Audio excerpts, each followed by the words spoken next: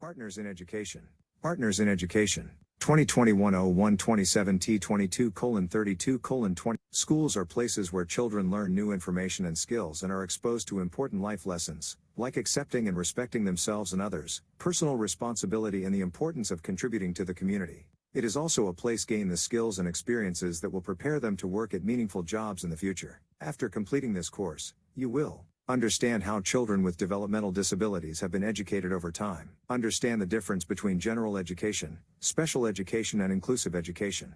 Know and understand the key laws governing special education in the United States. Learn your role in your child's education. Understand the elements of an individualized education program and what to do if things aren't working as expected.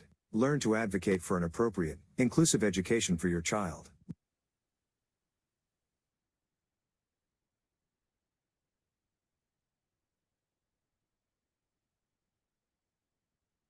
Module 1. Exclusion to Inclusion. Welcome to Partners in Education. This course was created to give you a deeper understanding of your child's right to equality, inclusive education, and how special education is delivered in the United States. As a parent, you play a key role in your child's education. You will be able to advocate more effectively for your child's needs if you think big, set high expectations for your child and for the special education team that supports him or her. Like all children, your child's future is built on an inclusive education that challenges them to make the most of their abilities and prepares them for future employment and independence. Understand how children with developmental disabilities were educated in the past and why inclusion at school is so important. Education has changed dramatically over time. Many of today's students with developmental disabilities go on to college, vocational schools, training programs, and, ultimately, competitive community employment. Know the federal and state laws that protect your child's right to an appropriate, inclusive education. Understand and actively participate in your child's special education process, including collaborating with school administrators, teachers, and other professionals to create an individualized education program, IEP, that challenges your child to reach his or her full potential and provides appropriate supports and services. Recognize that you are preparing your child for the future by ensuring that your child has opportunities to gain critical life skills, participate in the community, and have real work experiences while still in school. Other parents are a great source of information and practical advice. You can learn from their experiences whenever you see this icon.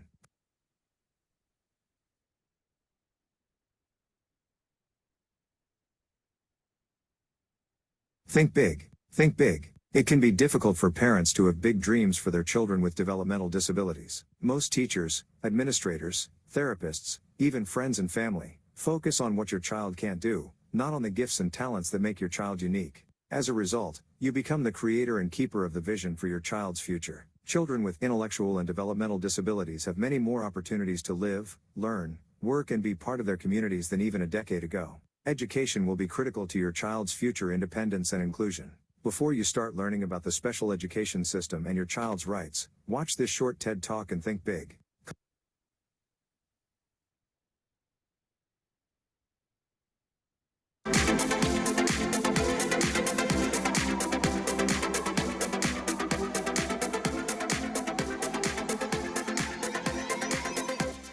I want you to think about the most important decision you've ever made in your life.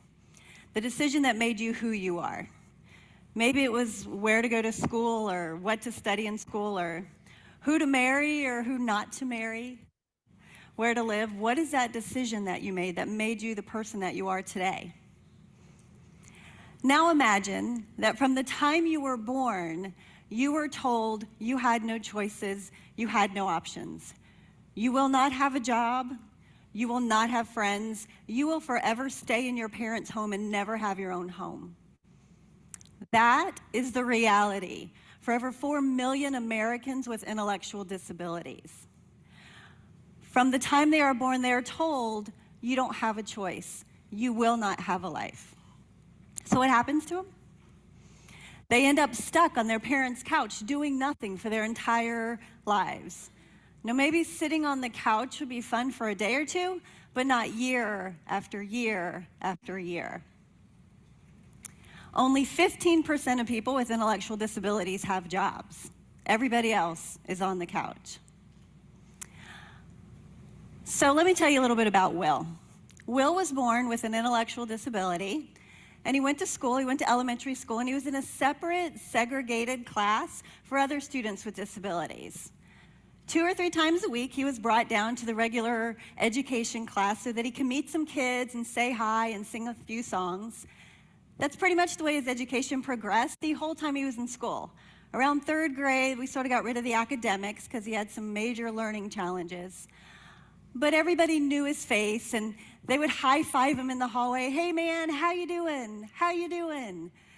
But nobody ever stopped to listen to see how he was actually doing. They just knew his face, knew he had a disability, and wanted him to be happy, so they high-fived in the hallway. Actually, everyone knew his face so well that by the time he was a senior, he was voted homecoming king. And at the homecoming football game, the news came out, and they did this whole thing about how this special guy was so loved that he was homecoming king. But when the game was over, he went home by himself. There were no friends coming over for a party. There were no text messages. There was nothing because nobody really knew him. They just knew that he had a disability and gave him a good high five. So when Will graduated from high school, he did what most people with intellectual disabilities do. He went home and he sat on the couch year after year after year. But then something happened. In 2008, the Higher Education Opportunity Act was passed. With this act, people with intellectual disabilities were given the option to go to the place where everybody else in America goes after high school to figure out who they are and what they want to do. This act gives people with intellectual disabilities the option of going to college. Now, there's over 200 post-secondary college programs for students with intellectual disabilities. When I say intellectual disability, I mean people whose IQs are below 70, and they really struggle in learning academics, they struggle learning those activities of daily living, and they struggle with social skills. So now they have the opportunity to go to college and receive an education in all of these areas. So there's now 200 programs across the country. There's a clearinghouse called thinkcollege.net where people can go and get information about these programs, but every program is very, very different. I'm going to tell you about the one Will went to. So there's 4 parts to this education. It's college, so obviously we're going to have some academics. Students with intellectual disabilities have the opportunity to go to traditional classes with traditional college students. Not everybody in the room knows they have a disability, but they have the opportunity to learn. And they can't learn it all because of their disability, but maybe they can learn 20% or 40%. But that's 20 or 40% more than they got sitting on the couch doing nothing.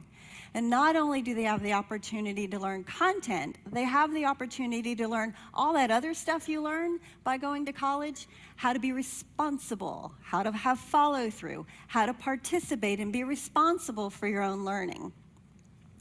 In addition to an education in academics, these programs also provide an education in independent living.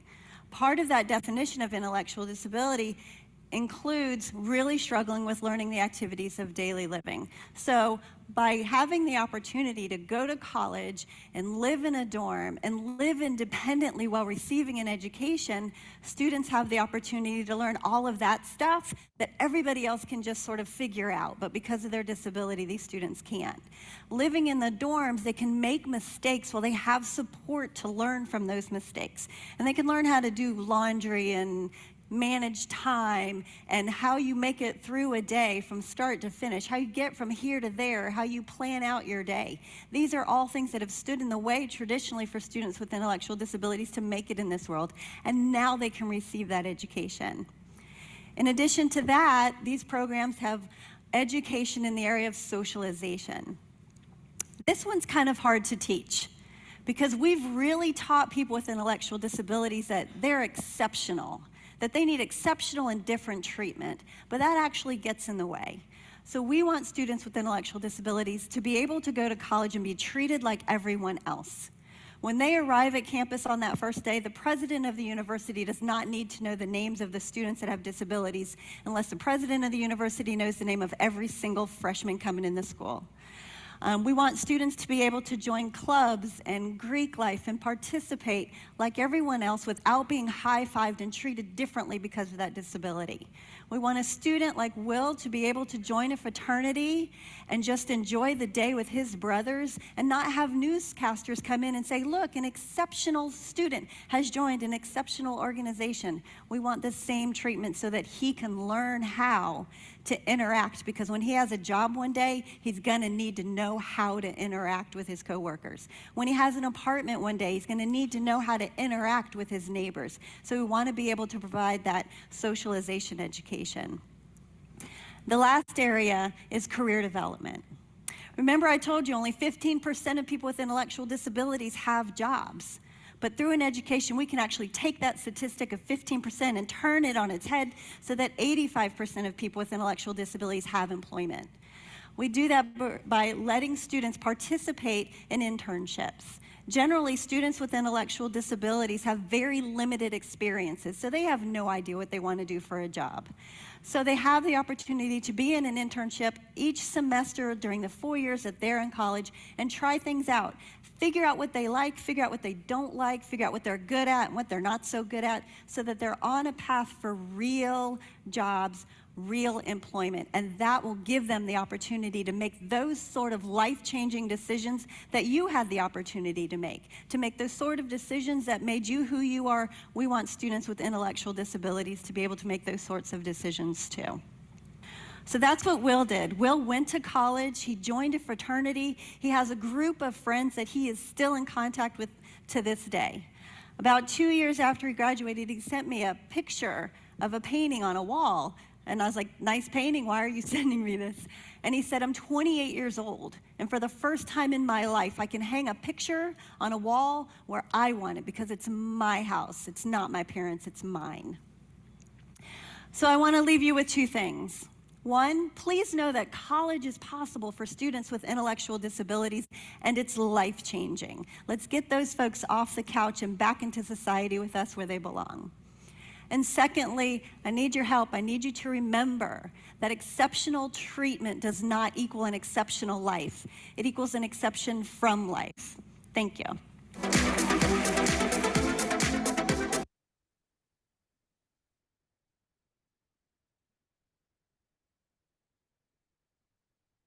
The education evolution. The system for educating children with developmental disabilities has changed dramatically over time, thanks in large part to landmark court decisions and the efforts of passionate parents, self-advocates and activists. 30 years ago, parents were excited when children with developmental disabilities were finally allowed to learn in the same building as children without disabilities. Learning in the same classroom was almost inconceivable. Today's educational system assumes that every child has the right to learn in the least restrictive environment, ideally in the same classroom as his or her peers with and without disabilities. The next goal is full inclusion of all children in general education classrooms. The graphic below illustrates this movement from exclusion to inclusion. Source: a summary of the evidence on inclusive education, page 7. Print this page. Have you completed this unit?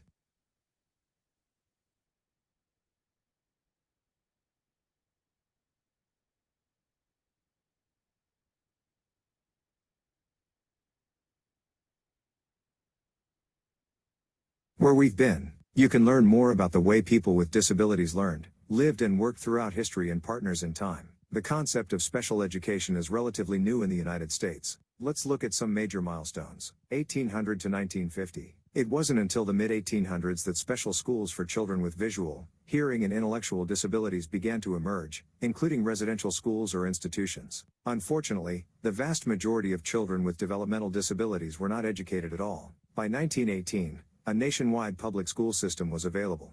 This system guaranteed a free education for all children. However, minorities and children with disabilities were almost always excluded. The first public special education class in the United States opened in 1875. By 1923, almost 34,000 students attended special education classes, primarily in large cities. Many families continued to send their children with developmental disabilities to live in institutions, falsely believing it was the only way their children could receive training. Professionals began to see the positive results of special education and community interaction for people with disabilities. By the 1950s, some parents began pooling their resources to create educational and activity programs for children with developmental disabilities, proving that many children with disabilities could be educated in the community and did not need to be institutionalized.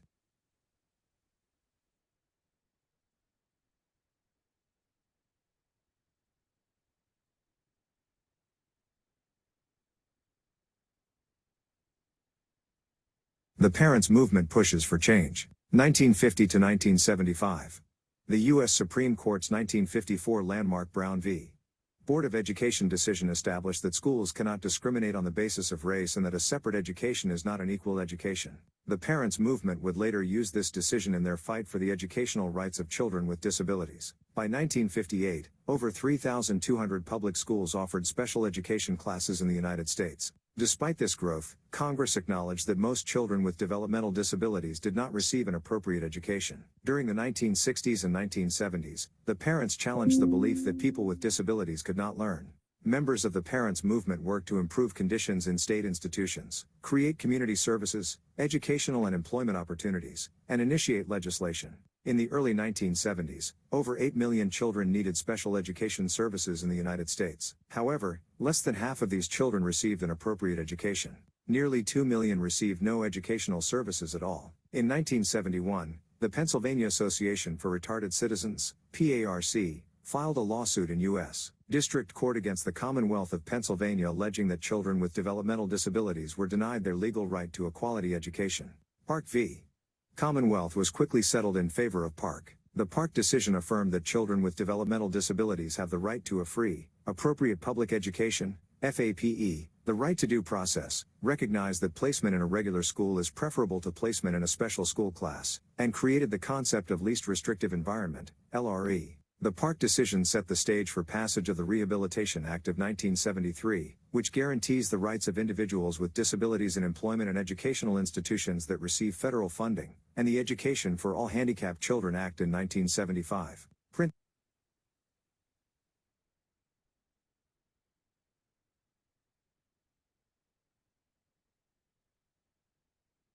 Special education expands. Special education expanded dramatically between 1975 and 2000, thanks in large part to critical legislation that mandated access to a quality, integrated education for all children and youth with developmental disabilities. However, integration and inclusion are not the same thing. 1975 to 1999. In 1975, Congress passed the Education for All Handicapped Children Act, later known as the Individuals with Disabilities Education Act. This was the first major legislation to require all school districts to provide a free appropriate public education, FAPE, to all children and youth with disabilities in the least restrictive environment, LRE, for each child. This opened the door for children with disabilities to be educated in general education classrooms in their neighborhood schools. The 1989 Timothy v. Rochester School District ruling established that all means all. This U.S. Court of Appeals decision requires all school districts to assume responsibility for educating every child, including those with disabilities, no exceptions. Inclusive education began taking hold in some neighborhood schools. However, it would be years before it is endorsed system-wide. In 1990, the Americans with Disabilities Act, ADA, was passed, ensuring that school-aged children with disabilities have guaranteed physical access to neighborhood schools and a wide range of public and private services. In 1993, children with developmental disabilities continued to receive an unequal education. Almost 20 years after the Education for All Handicapped Children Act was passed, fewer than 7% of school-aged children with disabilities were being educated in general education classrooms. Essentially, all students with disabilities were segregated in special education classrooms. IDEA 97 was passed, ensuring that children with disabilities have the right to a quality education and quality outcomes. Simply providing access to education is not enough.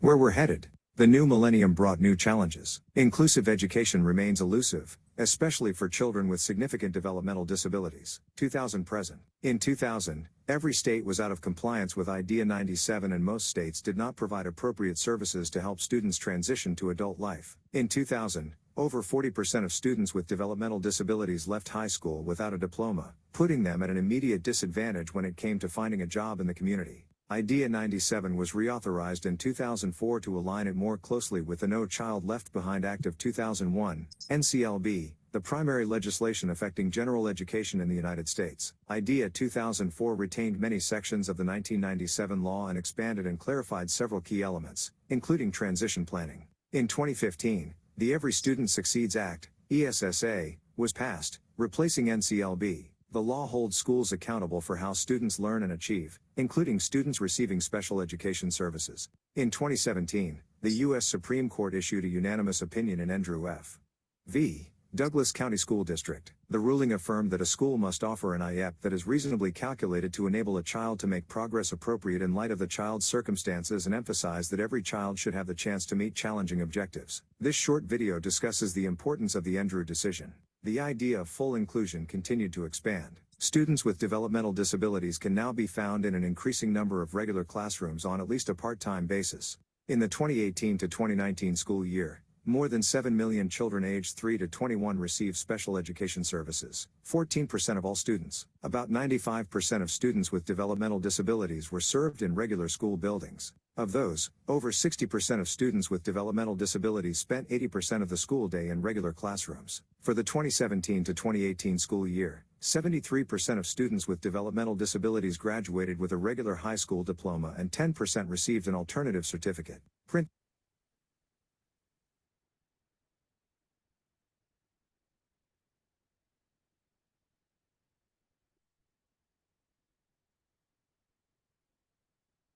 General, special, and inclusive education. General, special, and inclusive education. The goal of this course is to help you ensure that your child receives an inclusive education. An inclusive education is delivered primarily in the same classroom with children without disabilities. Is customized to include specific services, supports and adjustments that will help your child succeed. Before you can advocate for an inclusive education for your child, you need to understand the differences between general, special and inclusive education. Let's explore each one. Print.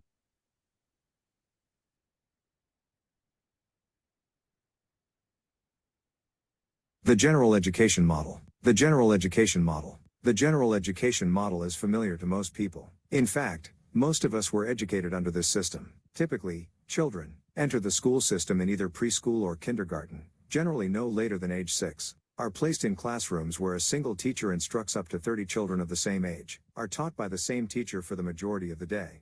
Passed to the next grade level after completing the curriculum requirements for a particular grade. We've found that the most effective inclusion begins and ends with other students. If students without disabilities are part of the process from the outset, your child will be accepted more quickly.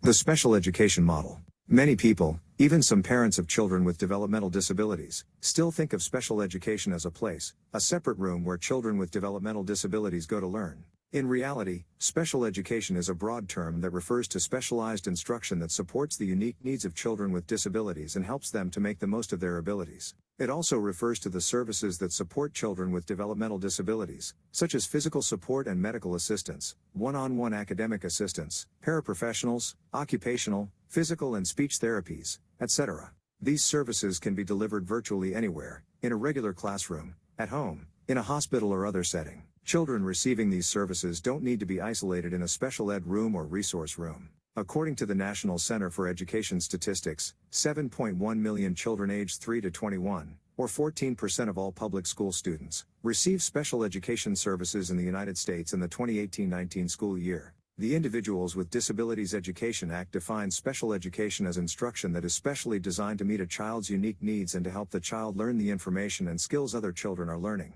Don't accept a program simply because it exists or it's what they have to offer. Research your options, ask questions, then decide what's best for your child. Programs often lead to segregation. School year 2018-19, percentage distribution of students ages 3 to 21 serviced under the Individuals with Disabilities Education Act, IDEA, by disability type.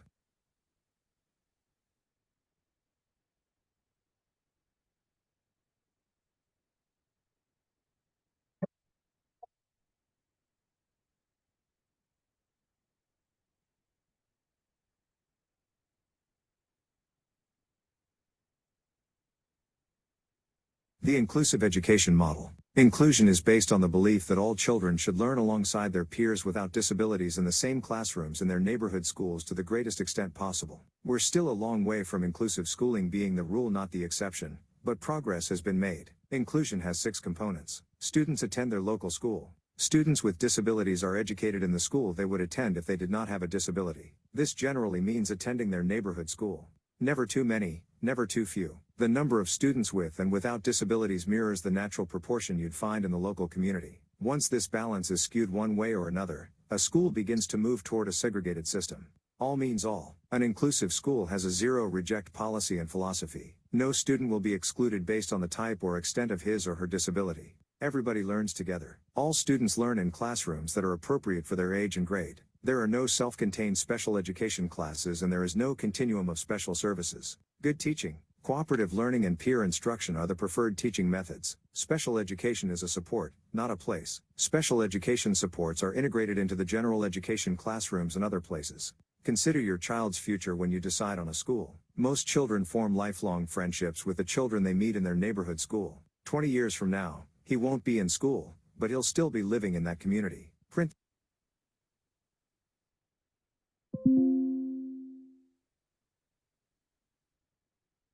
Inclusion benefits everyone. When asked, educators, families and students with and without disabilities agree that while inclusion is not always perfect, its benefits far outweigh any negatives. Here's what they have to say. Children with disabilities benefit from an inclusive environment by. Children without disabilities benefit from an inclusive environment by. Improved confidence and happiness evidencing fewer behavior problems, improved self-concept, developing a greater sensitivity to the needs of others, developing more appropriate role models, becoming more helpful in meeting the needs of classmates with disabilities, opportunities to develop natural friendships, greater acceptance of diversity through exposure to people with disabilities, improved academic performance, opportunities to develop friendships with children with disabilities, preparation to live in the real world, improved self-concept, a sense of belonging, increased sense of community.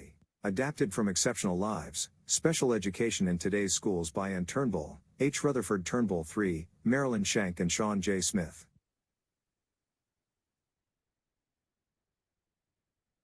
Print this page. Have you completed this? Children with disabilities benefit from an inclusive environment by. Children without disabilities benefit from an inclusive environment by. Improved confidence and happiness evidencing fewer behavior problems, improved self-concept, developing a greater sensitivity to the needs of others, developing more appropriate role models, becoming more helpful in meeting the needs of classmates with disabilities, opportunities to develop natural friendships, greater acceptance of diversity through exposure to people with disabilities, improved academic performance, opportunities to develop friendships with children with disabilities, preparation to live in the real world, improved self-concept, a sense of belonging, increased sense of community. Adapted from Exceptional Lives. In our experiences, many parents will tell you that inclusion benefits everyone. They'll also tell you that it isn't easy. These parents share their personal experience with inclusive education and why it matters, as well as how great educators and professionals can make a difference.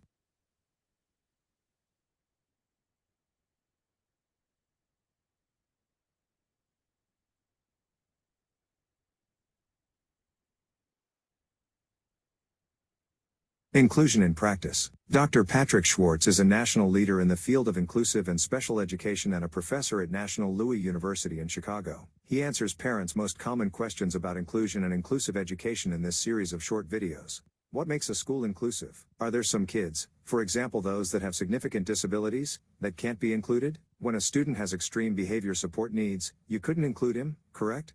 How does inclusive education promote successful learning? Isn't inclusive education more expensive? The best way to include someone is to put them in classrooms with younger peers who are at their level, right? What are examples of the best supports for students in an inclusive classroom? My child seems to have a lack of interest and engagement in the general education classroom. What can we do? Don't kids with disabilities learn better in a quiet place separate from all the noise of a general classroom? What are the research benefits of inclusive education?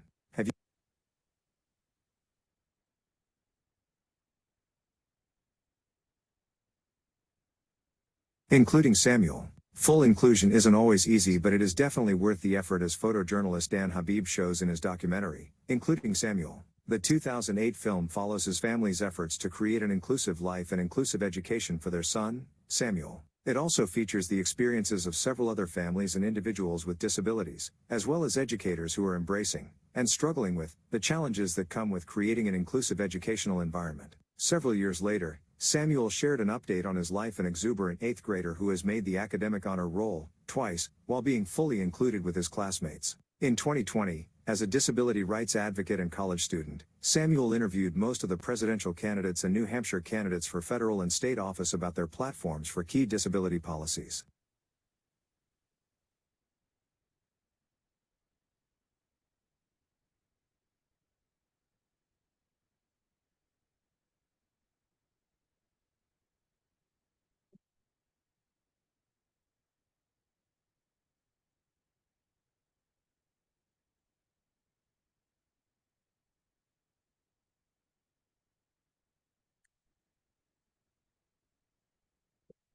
Partners in Education Quiz 1. Congratulations, you have finished Module 1. In the next module, you will learn about the primary laws governing special education in the United States, including the Individuals with Disabilities Education Act, or IDEA.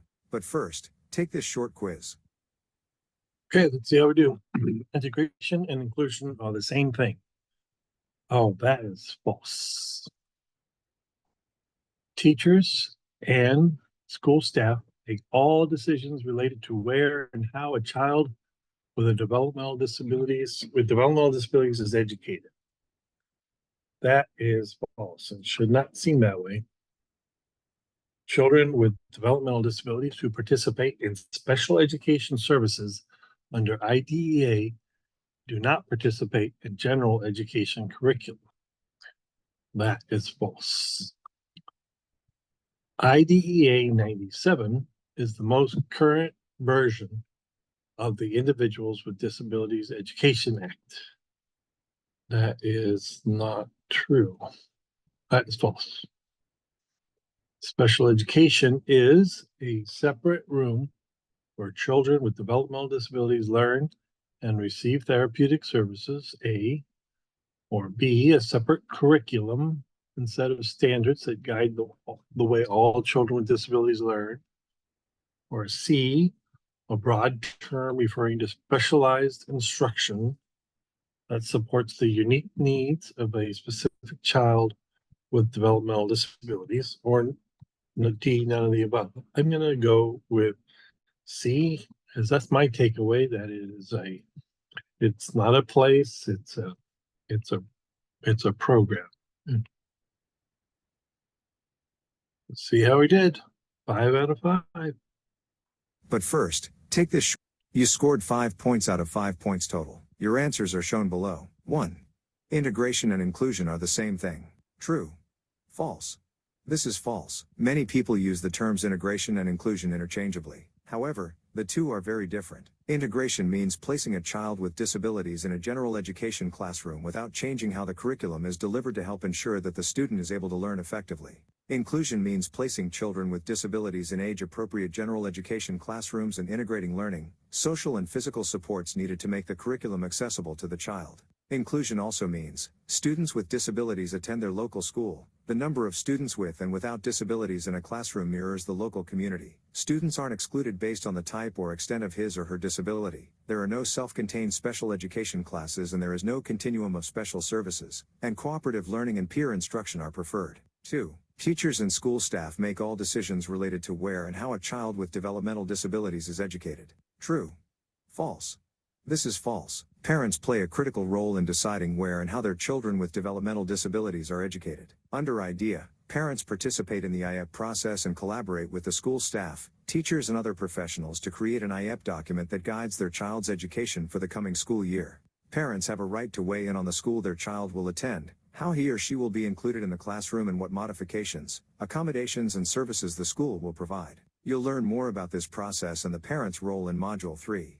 3. Children with developmental disabilities who participate in special education services under IDEA do not participate in the general education curriculum. True. False.